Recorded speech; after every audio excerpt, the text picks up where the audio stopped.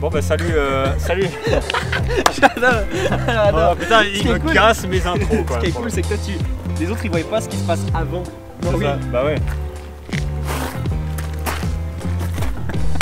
Bon, c'est parti les amis. Bon, je peux parler ou... Tu peux parler, ça. Ok, ça va. Bon bah alors, écarte-toi déjà parce qu'on va montrer ce magnifique bâtiment. Celui-là? Non, toi t'es un poussin, t'es pas un bâtiment. Ça c'est un bâtiment. Donc on profite de vous faire aussi visiter un petit peu la région de Neuchâtel parce que c'est quand même une région qui est vraiment assez incroyable, assez belle. Okay. Et qui devient de plus en plus belle parce que là on arrive dans la saison où ça vaut la peine de venir et puis où la nature se réveille, on est au début du printemps. Et on a des lieux comme ce parc là qui sont assez incroyables. Je pense qu'on risque de l'utiliser dans pas mal de nos vidéos parce que c'est calme, il y a plein de fleurs partout. Et puis le bâtiment, après il y a une terrasse et tout pour cet été, ombragé sous les arbres et tout, c'est exceptionnel. Alors c'est un petit peu l'intro d'une vidéo qui va vous parler finalement de comment profiter, pas d'un pump, mais d'un après-pump. Parce qu'en fait on peut profiter avant, mais c'est très difficile de les détecter et puis de rentrer dans un pump parce qu'on ne sait jamais où est le sommet.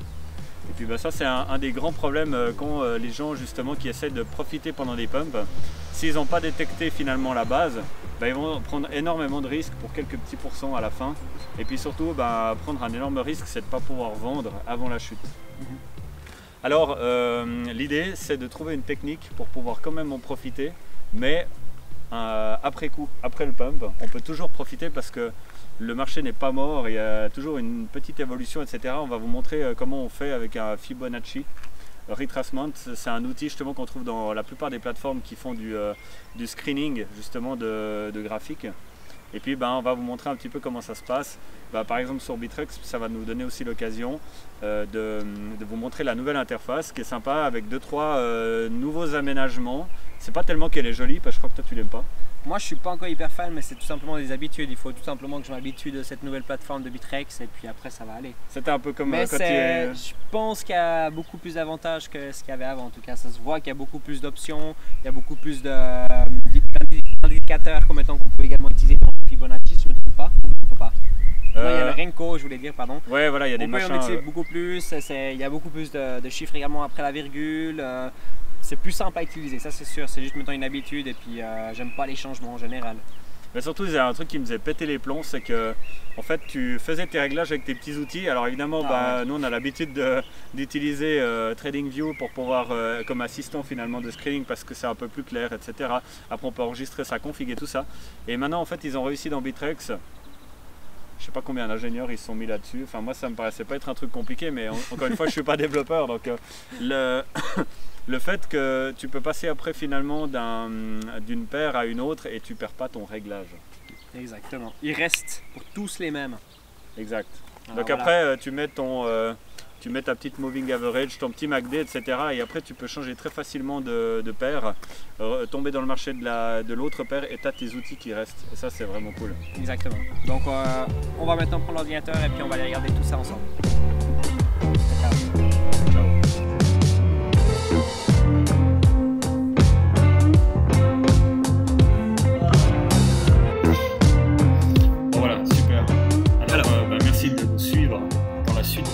Puisque le début était déjà relativement insupportable. Exactement. C'était une épreuve pour les plus vaillants d'entre vous. Oh, quand même. C'était sympathique. Je me permets de parler parce qu'elle ne va pas durer très longtemps la vidéo. Donc comme vous avez compris, on va vous montrer justement pour en fait profiter d'un post-pump. Exactement. Donc dès qu'il y a un pump, le but maintenant c'est qu'on ne profite pas du pump en soi, mais en fait on va profiter de l'après-pump, si on peut appeler ça comme ça. Je ne sais pas s'il y a vraiment un nom pour... On appellera ça le post-pumping. J'aime pas. Non, moi, désolé. Ce sera le post-pumping. On va devenir célèbre sur les réseaux sociaux avec ça. Peut-être. Alors, du coup, en fait, ce qu'on utilise, c'est qu'on va utiliser le Fibonacci et on va l'utiliser juste avant le pump. Donc, en général, on voit souvent une accumulation avant un pump, en général. Ici, on a un petit départ. Le but, c'est vraiment de savoir déjà où est-ce qu'il commence. Donc, là, maintenant, il y a des gens qui pourront dire qu'il commence ici. Il y a des gens qui pourront dire qu'elle commence là. Comme nous, on voit les choses un petit peu, c'est qu'en fait, on va commencer pendant l'accumulation. Donc, on va commencer juste avant le pump. Car c'est ici que c'est les gros, finalement, qui vont accumuler puis qui vont, à cette hauteur-là, finalement, commencer à pumper. Si je ne me trompe pas. Ouais. Alors, peut-être juste dire deux trucs. Donc là, on est sur Bittrex, mais on peut le faire aussi sur TradingView, on peut le faire sur tous les outils de screening. Mais maintenant, en fait, donc là, on est sur la nouvelle interface de Bittrex. D'ailleurs, on en parlera tout à l'heure. Et puis, on a effectivement des outils qui sont très pratiques comme le Fibonacci qu'on avait déjà avant, mais maintenant, c'est bien organisé. Je pense qu'on a vu où tu l'as pris. Je crois que tu l'as montré. Je n'ai pas vraiment expliqué. Mais alors, ici, en fait, maintenant sur Bittrex, donc ici et là, on a les charts, on a ceci. Et puis ici, on a 2-3 outils qu'on peut utiliser, dont le Fibonacci qui peut être qu'on utilise du coup aujourd'hui pour les pumps. Et ce qu'on peut retrouver justement en général avec le Fibonacci, dès qu'on part de tout en bas jusqu'en haut du pump, donc on ne va pas s'arrêter à la bougie, mais on va s'arrêter tout en haut sur la shadows. Exactement. Sur le sommet de la shadows, comme ça. Et donc, ce qui va nous intéresser, nous, c'est les 61,8%, donc tout en bas ici, et ces 50% qui vont être également très intéressants. Le but, c'est en fait, après un pump, c'est de mettre une position d'achat, en fait, sur ce trait. Donc, soit en dessous, si vous voulez prendre encore moins de risques, soit en dessus, si vous voulez prendre plus de risques et être sûr d'en avoir. Parce que c'est vrai qu'en dessous, le problème, c'est qu'on peut aussi, ça risque de ne pas acheter. Donc, ça peut être... il faut imaginer que là, on est sur un pump qui s'est déjà passé pour pouvoir vous expliquer puis vous montrer que ça marche dans passablement de cas. Ça ne marche pas à 100%. Pas tout le temps, on va vous montrer d'ailleurs après. Voilà, des fois, ça ne marche pas, mais ça marche dans beaucoup de cas. Et en fait, l'idée, c'est qu'on commence... Je vais peut-être juste prendre la souris. En fait, il faut imaginer qu'on vous montrera après sur Bittrex pour aller voir justement les coins qui sont en train de pumper. Il y a aussi un outil de détection qui s'appelle Coin Trends, qui permet justement de les détecter. Donc théoriquement, on se trouve à peu près dans cette position-là, où déjà quand ils commencent à redescendre, parce qu'en fait le problème, c'est que tu as des gens qui achètent, il ne faut surtout pas acheter ici, parce qu'en fait on ne sait jamais jusqu'où ça va monter, et tout l'intérêt de cette technique, c'est de pouvoir quand même en profiter, même qu'on ne rentre pas dans le pump, on va rentrer dans les rebonds. Donc il faut imaginer que le pump s'est déjà produit, et qu'il est en train de retomber. Et maintenant, l'idée, c'est comment est-ce qu'on va en profiter. Exactement. Donc là, une fois qu'elle redescend, puis elle redescend bien, à ce moment-là, on peut tirer donc notre Fibonacci parce qu'on sait où c'était le plus haut. Voilà. Si après, elle remonte, c'est-à-dire que c'est pas fini, et puis à ce moment-là, vous pouvez toujours après régler toujours votre Fibonacci. Ce qui est intéressant, donc, c'est 61,8%. Donc, essayez de mettre un achat ici et de revendre à peu près aux 50%. Mais maintenant, de nouveau... Si vous voulez prendre moins de risques, vous pouvez essayer de vendre un petit peu plus bas du 50%. Si vous voulez prendre plus de risques, vous pouvez le vendre un petit peu plus haut. Là, on voit, c'est un exemple parfait d'ailleurs, c'est pour ça qu'on l'a pris avec le Redcoin, c'est que on touche vraiment bien ces 61,8. On peut le vendre en dessus du 50 également. En général, nous, on essaie de vendre sur le 50 ou juste en dessous pour prendre moins de risques. Mais entre ici et ici, on a quand même à peu près du 4 à 5%, donc ce qui est quand même très intéressant et très rapide. Parce que souvent ce qui arrive finalement, c'est dans le meilleur des mondes, finalement on a le pump qui se produit, ensuite il redescend, il vient rebondir sur les 61 qui se trouvent ici, et puis souvent ça arrive qu'il remonte jusqu'à 38,2, mais à ce moment-là c'est vraiment un monstre risque. C'est possible qu'en fait ça ne va jamais déclencher votre vente. Donc après, vous pouvez le suivre en manuel. Si vous voyez que d'un coup, ça recommence à bien pumper, etc., pourquoi pas rester dedans, puis quitte à mettre des positions de vente un peu plus bas, être prêt finalement à cliquer sur le bouton, mais la maintenir en attente, et puis vendre tout d'un coup un petit peu en panique, mais ça permet quand même de faire un meilleur bénéfice que 50%. Mais je pense que l'objectif 61 qui se trouve ici, pour l'achat et puis 50 pour la vente, c'est déjà un truc super. C'est déjà super, parce que c'est finalement un trade en moins de 2 heures de temps, puis on peut faire du 4-5%. C'est pas toujours garanti, ce qu'on vous explique naturellement. Là, c'est un peu plus que 2 heures, puisque c'est des 30 minutes. Mais, si on achète là, c'est vraiment, après, chaque pump est naturellement complètement différent, puis on va vous le montrer derrière, juste à côté. Donc, l'avantage maintenant avec Bittrex, le nouveau système, c'est qu'on peut... Tu peux peut-être juste montrer le pourcentage, parce qu'en fait, avec le rectangle tool, justement, il y a un outil maintenant Enfin, c'était déjà le cas, c'est le rectangle. Et puis, en fait, ça vous permet de mesurer... Imaginons, on achète... Pardon. Non, vas-y. Donc, si imaginons, on achète sur le 61,8 et on le revend au 50. Alors là... on enlève, puis on met la souris dessus, on peut le voir juste en dessus. On peut voir qu'ici, on est à 4,9%, donc on fait à peu près du 5%. Si on achète sur le trait, puis on revend à 50%. Voilà, donc ça, c'est quand même pas mal. Alors, je sais que dans les gens qui sont dans les crypto-monnaies, maintenant, la grande mode, c'est de viser des x2, voilà, des X fois, mais en fait, pour les gens qui sont un peu dans la finance conventionnelle et puis qui s'intéressent de faire quand même pas mal de gains récurrents comme ça, ben ça c'est une méthode qui permet quand même de faire des petits 5% par-ci, par-là, et des fois beaucoup plus, hein, parce que là, ben, voilà, ça dépend de la puissance du pump de base. Tout à fait, exactement. Voilà. Donc on va montrer un autre exemple, Ouais, on peut en montrer deux, trois autres. Donc ici on a eu un autre pump avec le ViaCoin. Si on appuie dessus normalement, hop. Je trouve que le nouveau système de Bittrex il est assez lent, malheureusement. On va voir si ça continue ou pas. Donc ici on va refaire la même chose, on va reprendre le Fibonacci. Donc là on voit qu'il y a eu deux pumps différents. Donc si on reprend du coup ici, on peut reprendre depuis là, on peut reprendre depuis là. Pour certaines personnes, c'est un petit peu chacun pour soi, je pense. Ouais, je pense que c'est quand même mieux quand on a une confirmation qu'on commence à avoir justement un peu des volumes et tout ça proche. Je pense que c'est le bon moment pour planter le... Si on pense que là, par exemple, c'est le pump là et c'était fini, alors vous pouvez voir à ce moment-là, il redescend. Elle touche quand même juste les 61,8. Par contre, là, elle repump. Donc, si maintenant on revient jusqu'en haut, au deuxième pump, on s'arrête par ici. Alors là, on peut voir qu'on touche juste pas le 61,8. Donc là, à ce moment-là, on aurait pu louper cette occasion pour remonter en dessus du 38. Donc là, ça veut dire peut-être qu'il fallait commencer ici, peut-être. Puis là, on a les autres traits directement, là, naturellement. Si on fait comme ça, alors là, on aurait pu toucher. Mais on est toujours un petit peu naturellement dans cette catégorie de 61,8 qu'on est vraiment dans ces chiffres-là, et puis qu'elle remonte après le pump. Donc, ce qui se fait justement usuellement, c'est d'essayer de mettre Enfin, il faut suivre la descente. C'est-à-dire que nous, quand on commence, on détecte justement un affolement de marché comme ça, et puis on se retrouve éventuellement sur ces deux bougies-là, et puis en fait, on commence à suivre la descente, et puis on regarde finalement les chiffres, on peut déjà mettre un ordre d'achat, peut-être pas de 100% de ce qu'on possède, d'ailleurs, il ne faut jamais faire ça, mais il faut mettre quelques unités, quelques fractions, et puis éventuellement, si on sent que ça remonte sans que ça y ait acheté, reprendre avant qu'on atteigne au moins les 50. Voilà, puis quitte à faire peut-être même qu'un 3%. Quoi. Même si c'est du 1 ou 2%, hein, c'est toujours du gain, c'est le plus important. Alors, on va vous encore montrer peut-être un dernier exemple. On en a encore d'autres, mais on va vous montrer un dernier où ça n'a pas marché. Justement, où c'était le contraire. Donc, il faut bien savoir que ça ne marche pas à chaque fois. Hein. Donc là, c'est un petit peu, oui, parce qu'il est un petit peu différent. Peu exubérant, c'est surtout ça le truc. Donc la même chose, on va reprendre le Fibonacci, on va commencer en bas du pump, donc on peut commencer ici ou ici, on va reprendre ici à peu près.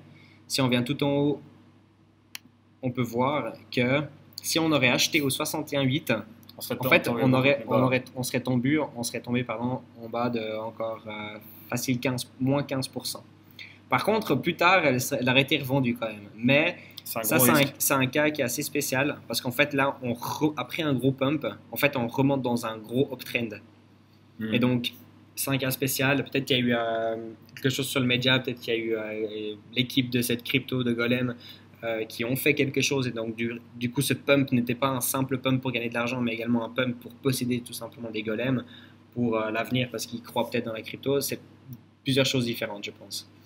Mais il faut vraiment se méfier parce que si on voit ça, on pense que c'est un pump naturellement. On va se positionner au 61,8 et puis après elle redescend beaucoup. Il y a forte chance qu'on a peur puis on va vendre du coup en perte et c'est pas le but naturellement. Donc cet outil-là, c'est quelque chose que nous on utilise, ça fonctionne pour l'instant, mais il ne faut pas naturellement, parce que ça marche une fois, après la prochaine fois tout mettre dedans et puis croire que toutes nos économies et puis croire que on va faire du 3-4%. Non, il ne faut pas compter là-dessus. Ce qu'il faut se dire, c'est qu'effectivement, il faut vraiment surveiller. Puis quand ça redescend, il faut vraiment l'utiliser comme un indicateur. Puis se dire qu'à 61 et quelques %, on risque d'amorcer une remontée. À ce moment-là, il faut quand même attendre une toute petite confirmation. Quoi. Je pense que c'est mieux. Exactement. Mais voilà, c'est un bon indicateur qu'effectivement, on a ce rebond du chat mort. Hein, c'est exactement ça. Parce qu'en fait, on a beaucoup d'enthousiasme, on a beaucoup d'énergie finalement pour la montée, beaucoup d'achats, etc.